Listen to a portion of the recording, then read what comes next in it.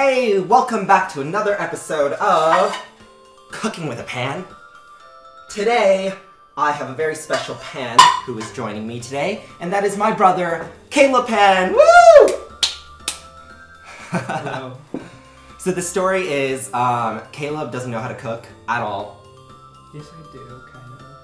So last time, I was cooking, and I asked him to get me, what was it? I asked him to get me cilantro and wash it up for me. So he washed it up, and I took a look at it, and it was basil. And I was like, Caleb, you hate basil. How do you not know what basil is?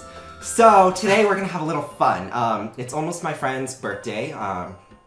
She asked me to make her a cake, and also today's Mother's Day, so I'm gonna make two little mini cakes, and Caleb here is gonna help me out, and I'm gonna ask him to get stuff for me all over this table, and he's gonna try to figure out what's what, and we'll see how well he does. So, without further ado, let's get started! Okay, so, side note, I'm gonna be watching my video. I used this same cake recipe before in my potted sapling cupcakes recipe and my sunflower cake recipe. So I'm gonna be watching it because I don't have it memorized. Sorry! And we're gonna put in, let's see, 1 3/4 cups of flour. What's the flour? That. No, that's sugar. This is flour. And you just dump it in. Yeah. And by the way, I've never made this cake before. Or, I mean, the design, so we'll see how it goes. Oh, no. I think Mom and Dad's home. Okay. So, now 2 cups of granulated sugar. What is the granulated sugar, Caleb? Woo! Okay, good. And just pour it in, yeah. 1. And 1 more. And then we need 3/4 cup of Dutch processed cocoa powder. Okay, I'm gonna sift the cocoa powder just because it's very chunky. I don't think there's enough. I can get more if there's not enough. I think I have more Dutch processed. If you don't have Dutch processed, you can just use normal cocoa. It's fine too. Oh. We need 2 teaspoons of baking powder. Which one's baking powder? Okay, baking powder and baking soda. You got it. You need to put them so I don't have to look for it. I think that was the point. Oh.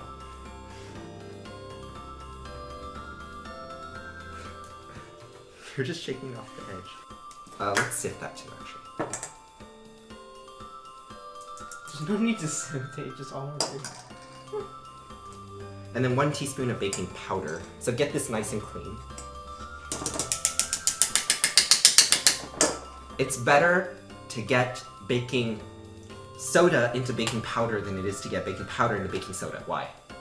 If you had watched my video about making cakes and how cakes work, you would know. Baking powder also has an acid. This is only sodium bicarbonate. This is sodium bicarbonate with acid. So getting a little bit of this into this doesn't matter much because it has this in it. But getting a little bit of this into this does matter because this has acid in it, which this does not. So it creates some sort of a contamination. Yes. Mm-hmm. Now you know. So I'm just gonna put this in. 1 teaspoon. And then 1 teaspoon of salt. It's just gonna go in. I'm gonna pour this in too. Alright. And, okay. So these are our dry ingredients, and we're just gonna use a paddle attachment and mix it all together on a low speed while we get our wet ingredients together. Low speed. Okay, lock it. And then slow speed. So the lowest, yeah. And we're just gonna push this to the edge. So, the mixer's on and it's a little loud, and Caleb's playing Pokemon because he's bored. But we're gonna start putting together our wet ingredients. So it's all the wet ingredients except for the coffee. The coffee goes in last. So, Caleb, get 1/2 cup of whole milk. You know, it's not a smart idea for me to pour it. And then heavy cream. See through it because it's not. Yeah, that's true. Oh, heavy cream. Also 1/2 cup. So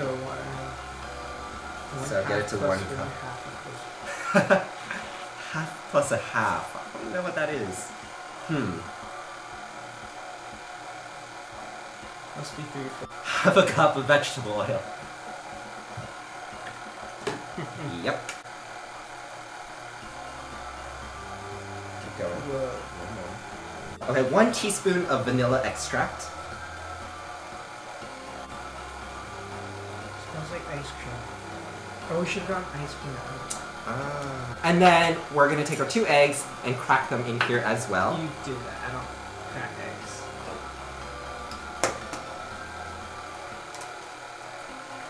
Use some milk. Let's screw it up. Okay, and then we're gonna take a whisk. You can use any whisk. I like to use the flat whisk. Which one's the flat whisk? Woo! And then whisk it together. While I wash my hands. So just so it kind of comes upward. That's what I was doing, man. Go ahead.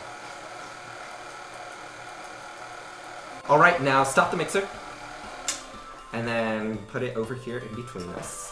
So I use a small speed, and then we're gonna slowly add this in and let all the dry ingredients clump together. And then at the end, we're gonna add our coffee. So I'm gonna have you do that, Caleb. Wait, what? Basically, very slowly pour it into here while it mixes. So you just pour a little bit, stop it, pour a little bit more, stop. Okay, that's good. And look, it's starting to clump. It looks like dirt.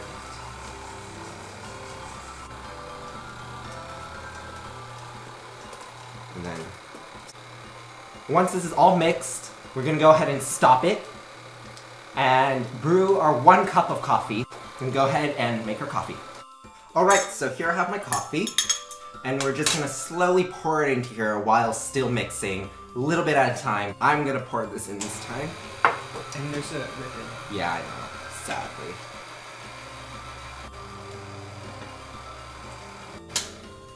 Alright, so it's very liquidy, so we're gonna scrape down the edge because there's a lot of solid near the edge. So all the way down. Yeah, just like when I mean like scrape it like this. How are you supposed to mold this? You don't. I mean use the pan, but of the shape. Do you think you just bake a cake like? You like form it into a cylinder and then just bake it? I thought it'd be like you could put it in and then it won't like I didn't think it. So for this cake, because we're making mini cake, we're not gonna use a cake pan. We're instead gonna make a big cake and then cut it into little small circles and then stack those circles as our little cake layers, and then we'll deal with it from there. So we're actually gonna use a large flat square pan, the first layer, and then it's a really strange spray. I don't like it. Smells like. Can you just spray this in your mouth? Ew! Why would you do that? It smells like sweet bread. The thing here so that we can lift the cake out, sort of, when it's done.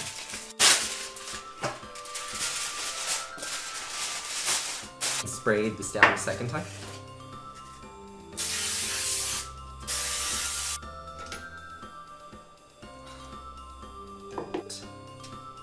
Pour it in.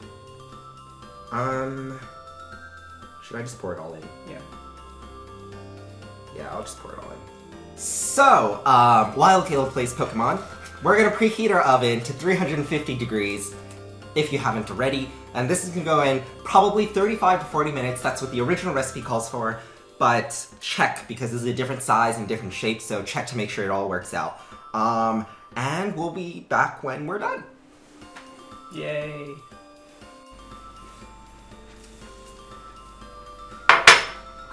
Alright, Caleb, come back. Just kidding, I lied. We're back already. The cake is not yet done, but we're gonna go ahead and start making our ganache. No, not white though. you can use bittersweet, semi-sweet, milk, anything. I actually don't know what this is because my mom, or I put it into a jar. 250 grams of chocolate chips, but because it's a small cake, we probably don't need that much, so we'll use half of that. 125, go ahead. 1 gram, good job. So we have 125 grams here, and we're gonna go ahead and pour over it half a cup of hot heavy cream. I'm gonna pour in half a cup of our heavy cream, bring it to a simmer, and then pour it over here, let it sit for like 30 seconds, and then mix. And we're back. So the milk or cream is simmering, so I'm gonna pour it over.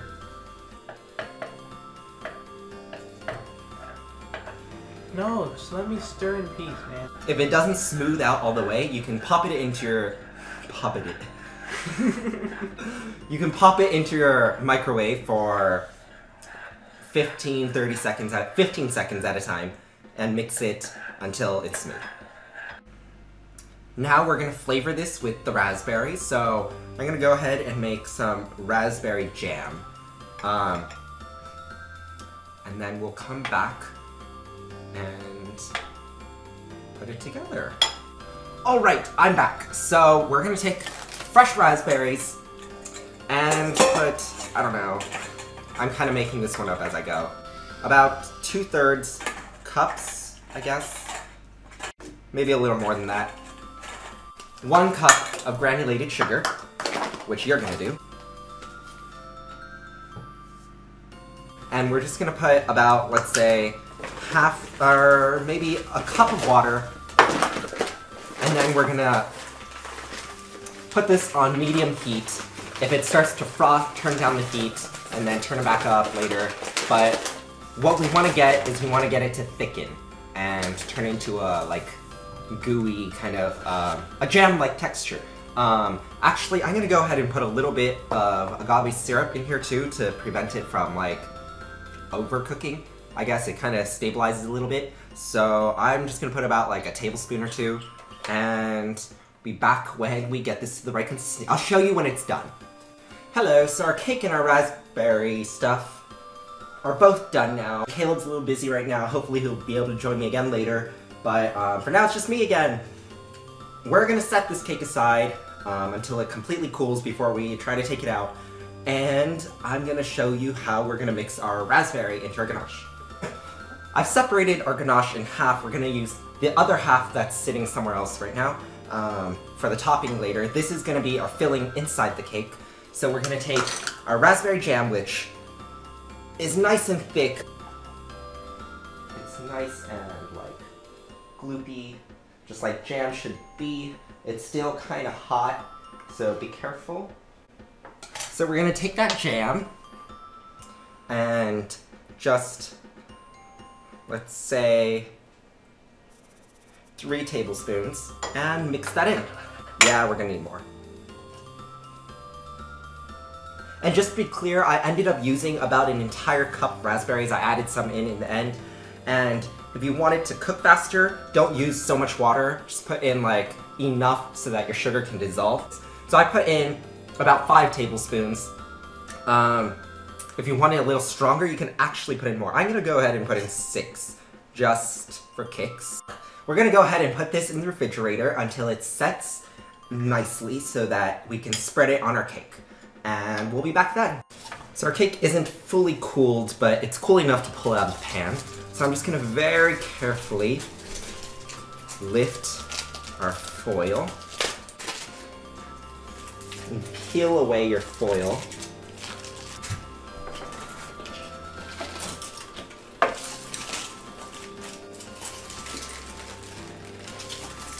And it peels off nice and cleanly. The general idea is we're going to use a cookie cutter to cut out our cake. So originally I was going to do a 2-tiered one, but I decided, you know, a 1-tiered would probably look nicer. So I'm going to use this. I don't know what size this is. You can use any size you want depending on how large you want it. And then when it cools, I'm just going to cut out little circles.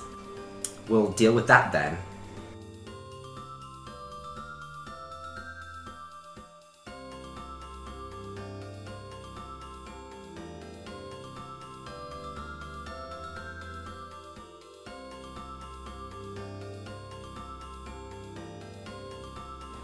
You know, now that I look at these are about a size where I can say, you know what, let's just go ahead and keep them as like a 1 instead of a 2-layer.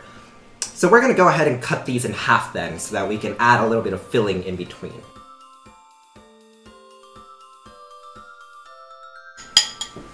So the raspberry ganache is now nice and thick. We're just gonna take a little bit of that and put it in the middle. And this will be like a glue for these two pieces. And it'll add some flavor on the inside.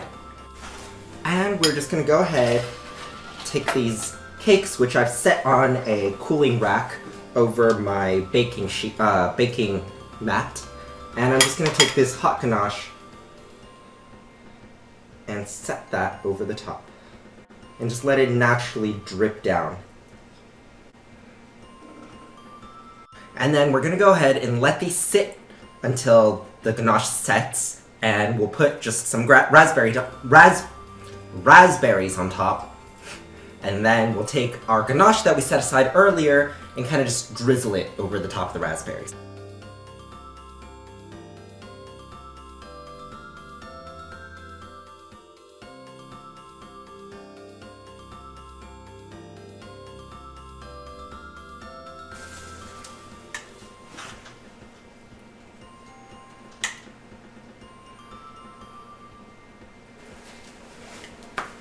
And there we have it, our raspberry chocolate cakes. It's definitely not what I promised in the beginning of the video, but it still looks wonderful, and it tastes delicious because the raspberry ganache tastes wonderful, the chocolate cake by itself tastes wonderful, so together it's gonna be wonderful. I'm sorry that Caleb's not back, he's busy doing stuff, so maybe if you like this video, he'll come back some other time. If you think he's cute or whatever, give this video a big thumbs up. And don't forget to share and subscribe. Oh look, it's Caleb. Come join me. I lied, he's back. Here he is. Hello. So if you like this video, please give it a big thumbs up, share, and subscribe. If you don't, you're gonna break my heart and I won't love you anymore. And I'm not joking here, I'm being absolutely serious. So don't forget to like and subscribe. See you all next time. Goodbye. He's joking. Here I have my peeps. I'm just gonna go ahead and line them up around the top of our cake in a circle.